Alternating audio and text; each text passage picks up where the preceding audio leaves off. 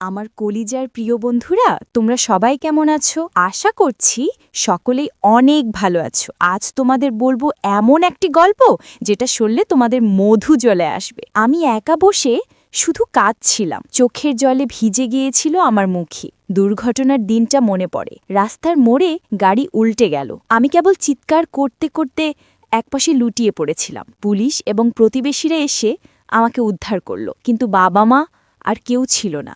যেখানে যাওয়ার উদ্দেশ্য সেখানে কেউ ছিল না।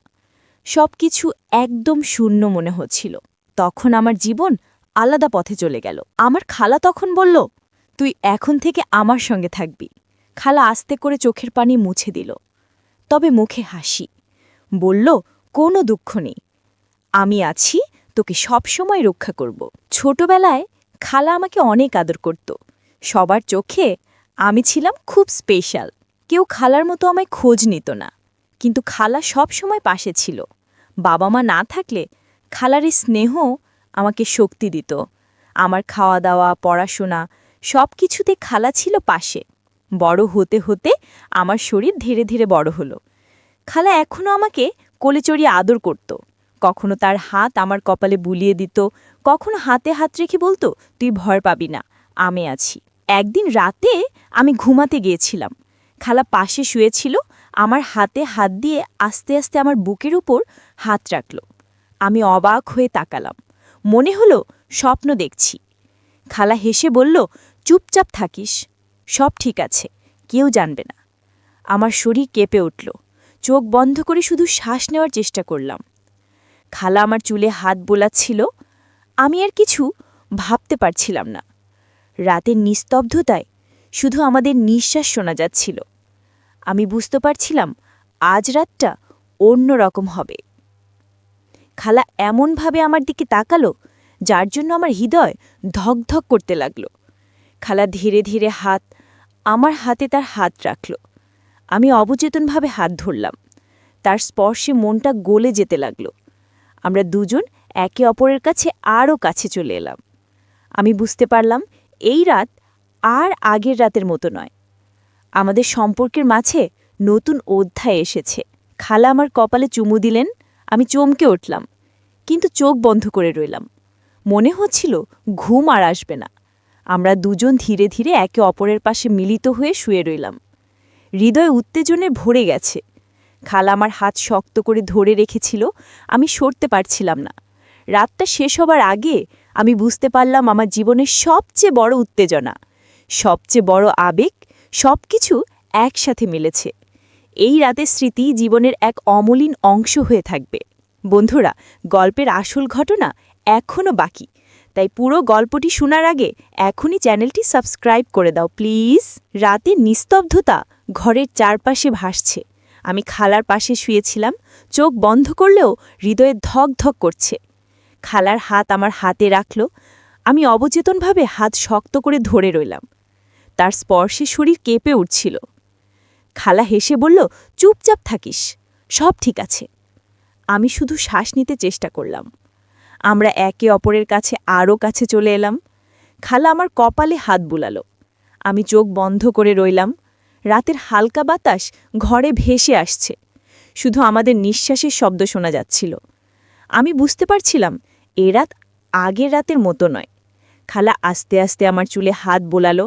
আমি অবচেতনভাবে ঘুমানোর ভান করলাম, কিন্তু আমার ভেতর উত্তেজনা বৃদ্ধি পাচ্ছিল। আমি তার দিকে চোখ দিয়ে তাকালাম। খালা হালকা হেসে বলল, আজ রাতটা আমাদের স্মৃতিতে থাকবে। আমি অনুভব করলাম তার স্পর্শ আমার হৃদয় ছুঁয়েছে। আমার হাত ধীরে ধীরে তার হাতে মিলল। খালা আমার কপালে চুমু দিলে আমি চমকে উঠলাম, কিন্তু চোখ বন্ধ করে রইলাম। মনে হচ্ছিল ঘুম আর আসবে না। আমরা দুজন ধীরে ধীরে একে অপরের পাশে মিলিত হয়ে শুয়ে রইলাম। হৃদয় উত্তেজনায় ভরে গেছে। খালা আমার হাত শক্ত করে ধরে রেখেছিল। আমি সরতে পারছিলাম না। রাতের আলো জানালার কাছে প্রতিফলিত, বৃষ্টি পড়ছে ছাদে। আমাদের মধ্যে অদ্ভুত শান্তি ও উত্তেজনা ছিল। খালা আমার কাঁধে মাথা রাখল। আমি বুকের সঙ্গে ওর মাথা মিশিয়ে দিলাম। মনে হচ্ছিল আমরা একে অপরের অংশ হয়ে গেছি। আমি ফিসফিস করে বললাম, খালা, আমি এই অনুভূতি আগে কখনো ভাবিনি। খালা হেসে বলল, এটা স্বাভাবিক অনুভূতি। আমাদের মধ্যে স্নেহ ও আস্থা রয়েছে। আমাদের হাত একে অপরের কোমরে, শরীর মিলেমিশে এক সুতোয় বাঁধা। আমার মন কেঁপে উঠছিল। রাত যত গভীর হচ্ছিল, আমাদের সম্পর্ক আরও ঘনিষ্ঠ হয়ে যাচ্ছিল। আমি বুঝতে পারছিলাম এই রাতের স্মৃতি সব সময় মনে থাকবে। খালা আস্তে আস্তে আমার গালে হাত বোলালো। আমি শান্তভাবে চোখ বন্ধ করে রইলাম। মনে হচ্ছিল কোনো শব্দের দরকার নেই। আমরা একে অপরের কাছে আরও কাছে চলে এলাম। খালা আমার হাত ধীরে ধরে রেখেছিল। আমার শরীর কেঁপে উঠছিল। রাতের শেষ দিকে আমরা দুজন ধীরে ধীরে শিথিল হয়ে গেলাম। শরীর আর মন পুরোপুরি শান্তি পেয়েছে। সকাল তখন হালকা আলো নিয়ে এসেছে। বৃষ্টি থেমে গেছে। ঘরের মধ্যে শুধু ফ্যানের শব্দ ভেসে আসছিল। আমি ধীরে ধীরে চোখ খুললাম। খালা পাশে বসে আমার দিকে তাকাচ্ছিল। হালকা হাসি মুখে রেখেছে। আমি তার চোখে চোখ দিলাম। মনে হলো আজও আগের মতো শান্তি নেই, একটা অদ্ভুত উত্তেজনা আছে। খালা বলল, চল বাইরে যাই, কিছুক্ষণ হাঁটতে। আমি হেসে মাথা নাড়লাম। হৃদয় এখনো ধপধপ করছে। আমরা ধীরে ধীরে উঠলাম। ঘরের দরজা খুলে বাইরে এলাম। বৃষ্টির পানি জমে আছে মাটিতে। তাদের ছায়া হালকা আলোতে মিশে যাচ্ছে। খালা হাত ধরে বলল, চল একসাথে একটু হাঁটব। আমি অবচেতনভাবে হাত ধরে নিলাম। আমার শরীর কেঁপে উঠছে। বাতাস ঠান্ডা। আমাদের শ্বাস মিলেমিশে চলেছে। খালা আমার কানের কাছে ফিসফিস করে বলল, আজ রাতের মতোই বিশেষ লাগছে। আমি অবাক হয়ে তাকালাম। মনে হলো স্বপ্ন দেখছি, কিন্তু স্বপ্ন নয়, সব বাস্তব। পায়ের তলার শব্দ ভেসে যাচ্ছে। আমাদের নিঃশ্বাস মিলেমিশে এক ধরনের রিদম তৈরি করছে। খালা হেসে আমার হাত শক্ত করে ধরল। আমাদের কথোপকথন খুব কম, শুধু চোখের যোগাযোগ, শরীরের অনুভূতি বুঝাচ্ছে সবকিছু। আমি ফিসফিস করে বললাম, খালা, আজ কেন এমন করছো? খালা হেসে বলল, যখন তুমি বর হবে তখন বুঝবে। আমাদের হাঁটা থেমে গেল। খালা হঠাৎ আমার কপালে চুমু দিলেন। আমি চমকে উঠলাম, কিন্তু চোখ বন্ধ করে রইলাম। মনে হচ্ছিল ঘুম আবার আসছে না। আমরা দুজন ধীরে ধীরে ফিরে এলাম ঘরে। খালা আমার পাশে শুয়ে গেল, হাত আমার হাতে রেখেছিল। আমি অবচেতনভাবে হাতটা ধরলাম। রাতের শেষে আমাদের নিঃশ্বাস মিলেমিশে এক হয়ে গেছে। আমার শরীর কেঁপে উঠছিল। খালা আমার কপালে হাত বোলালো। আমি ধীরে ধীরে হেসে বললাম, খালা, এই অনুভূতি আমি আগে ভাবিনি। খালা হেসে বলল, এটাই স্বাভাবিক অনুভূতি। আমরা দুজন একে অপরের কাছে আরও কাছে এলাম।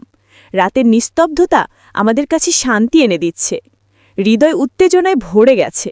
আমি বুঝতে পারছিলাম এই মুহূর্তগুলো জীবনের অমলিন স্মৃতি হবে। আমরা ধীরে ধীরে ঘুমোতে শুরু করলাম। খালা আমার হাত শক্ত করে ধরে রেখেছিল। আমি শরীর শিথিল করে দিলাম। মনে হলো এই রাত যেন থেমে যায়।